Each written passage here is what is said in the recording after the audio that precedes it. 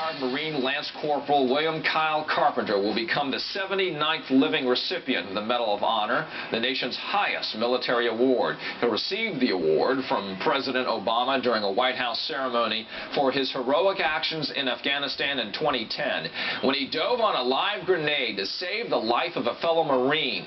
When it exploded, Carpenter lost most of his jaw and eye, fractured his right arm in more than 30 places, and suffered a host of other grave injuries. In an MSNBC original, Kyle Carpenter talked about his recovery with MSNBC military analyst and Medal of Honor recipient himself, retired Army Colonel Jack Jacobs. They spoke in Columbia, South Carolina. 6 weeks later, you woke up over at Bethesda? Yes, sir. First thing I remember was opening my left eye, my good eye. I was blinded in my right eye, but waking up, my mom had hung Christmas stocking that was on my hospital room wall, and that was the first thing I remember waking up to. Were you absolutely shocked that you were alive? I mean, what was your feeling at the time you opened up your good eye? I remember a few things. Upon first getting there in ICU, really all I remember is really bad hallucinations from the trauma and the medicine kind of mixing together. But that was kind of my first real, I'm not hallucinating, I'm safe in a hospital bed thought. And you're awake. I mean, you're actually alive. That must have been a shock by itself. It was, very much.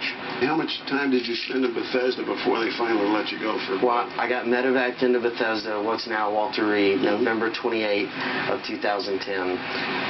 And I medically retired out of there end of July of last year, 2013. Was there any possibility, did you think that, did the doctors think that you'd lose your arm? I was actually scheduled, and my parents had been told by doctors that they were going to take my right arm. And a doctor came in kind of last minute and said, you know, I think we can take a shot at it and maybe save his arm. And he did, and it's come a long way. Does it have steel in there and all that? It had 2 rods, and well, it had 3 rods, and now it only has 2. They took one out, one of my last surgeries at Walter Reed.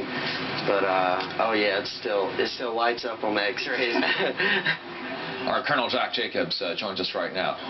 You just want to listen to that conversation for as long as it can go. Seems like a nice guy, really great. But of course, as you have often told me off camera, you know, Medal of Honor recipients, great guys. Well, it's just like everybody else, actually. Circumstances put us in a position where we had to act, and it's not something that anybody else wouldn't do. So yeah, he's just like everybody else. What did you learn about him off camera? Well, he's an interesting kid to the following extent. We think all the time about the trials and tribulations veterans go through, and somebody like him in particular, because he had very, very grievous wounds, almost died a number of times. But he doesn't wallow in it. He's going to the University of South Carolina studying psychology. He's a smart kid, and it's not that he wants to put his Marine service behind him, because it'll always be part of him, and he's soon to be a Medal of Honor recipient, and therefore he's going to represent lots and lots of people. But, you know, he's got a life, too, and he's going to pursue it.